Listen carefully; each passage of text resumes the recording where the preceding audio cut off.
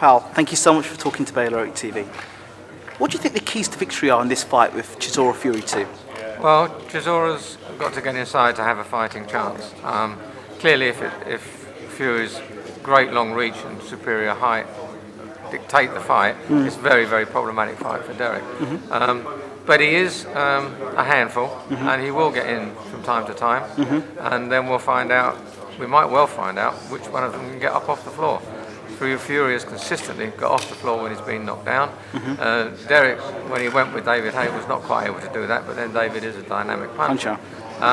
So I think could easily see both men on the floor, and both of them have got the heart for it, but maybe one will stay down. Okay, a lot of people talk about Dereck being an inside fighter, but I notice he's more of a mid-range fighter than an inside fighter, because when he gets inside, he doesn't actually do anything. I would subscribe to that, but he can't fight it at long range. He can't. It's the mid-range. He's got to get in range. Yes. And when he does, of course, he's in danger of being caught by the overhand right. That's that's a possibility. When he gets too close, he does get tucked up. He does. And he doesn't get enough purchase on the punches. Correct. It's a great art to hit heavily from a tight boxed-up situation. And there's not many fighters have that skill, to be honest. I've had lots of back and forth with Tyson Fury in terms of interviews with him, and I said to him, you've boxed with your left hand very low, and against fighters that are 6'1", 6'2", you're always getting caught with the overhand right. It's because you don't see it. And if that's the case, what have you done to address that? He said to me, in this fight, he's going to do something different that only I would appreciate, which is to avoid the overhand right. He hasn't done it in all his career. What's going to say he's going to avoid the overhand right tonight? The last thing learned is the first thing forgotten in any fighter's makeup. Right. He might come out thinking, I'm going to fight like this. Yeah. He will fight as he normally fights.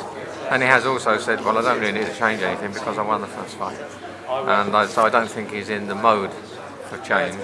I think he thinks he can reimpose himself the way he did the first time around. But of course, Chisora was very unfit for that fight. He was. The other thing is the jab.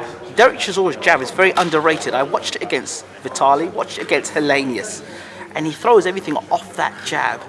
He throws the jab to the body and then works upstairs or goes downstairs. Why is the jab not seen that much from Chisora? Everyone thinks it's just because he's getting in and throwing body punches. The issue with Dereck's punching is that it doesn't always carry the power that it looks to have. Right. It looks, because he throws it with such intent, with malice, it looks like it's going to be a hell of a shot. Right. But frequently it's slightly out of range. Right. Slaps a bit from time to time. Right. And it doesn't carry its weight.